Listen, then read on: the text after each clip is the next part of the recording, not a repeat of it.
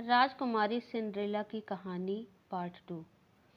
Cinderella जब महल पहुंची तो सबकी नजरें उसी को देखने लगी।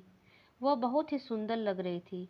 राजकुमार ने जब उसके साथ डांस करना चाहा तो सिंड्रेला की सौतेली बहनों के साथ साथ वहां मौजूद सभी लड़कियां सिंड्रेला से जलने लगी, लेकिन कोई सिंड्रेला को पहचान नहीं पाया।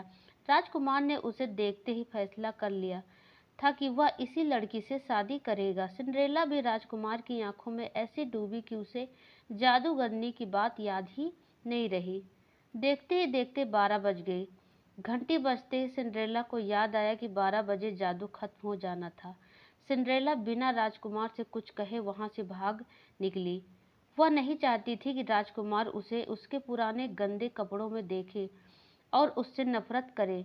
भागते वक्त सिंड्रेला के कांच की एक जूती महल में ही छूट गई, जो राजकुमार ने उठा ली। राजकुमार ने बहुत कोशिश की सिंड्रेला को ढूंढने की, लेकिन वह उसे कहीं नहीं मिली। सबने राजकुमार से उसे भूल जाने को कहा, लेकिन राजकुमार सिंड्रेला को भूल नहीं पा रहा था। आखिरकार सारे राज्य में ऐलान हुआ कि जिस लड़की के पैरों में वह जूती आएगी, राजकुमार उसी से शादी करेंगे। राज्य में तो जैसे तूफान आ गया था। हर लड़की राजकुमार से शादी करना चाहती थी। सभी लड़कियां अपने आप को उस कांच की जूती की मालकिन बताने लगी। लड़कियों के घर जा जाकर उन्हें जूती पहनाई गई, लेकिन उनमें से किसी को भी वह पूरी नहीं आई। आखिर में सिंड्रेला की बहनों की बारी आई।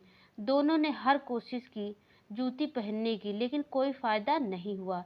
अब सबकी नजरें सिंड्रेला पर रुक गई। सिंड्रेला ने जब उसे पहना तो वह जूती उसके पैर में आ गई, जैसे उसी के लिए बनी हो। सिंड्रेला की सौतेली माँ और बहनें हैरान हो और परेशान हो गईं। किसी को भी उम्मीद नहीं थी कि वह सुंदर लड़की सिंड्रेला हो सकती है। राजकुमार ने जब सिंड्रेला से शादी के लिए पूछा तो सिंड्रेला ने खुशी खुशी हाँ कर दी। अगले ही दिन बड़ी धूमधाम के साथ सिंड्रेला की शादी राजकुमार से हो गई। राजकुमार और सिंड्रेला एक दूसरे के साथ बहुत खुश थे और एक दूसरे को बहुत चाहते थे। दूसरी तरफ सिंड्रेला की सौतेली माँ और बहनों को सिंड्रेला के साथ बुरा व्यवहार करने की सजा के रूप में राज्य छोड़कर जाना पड़ा।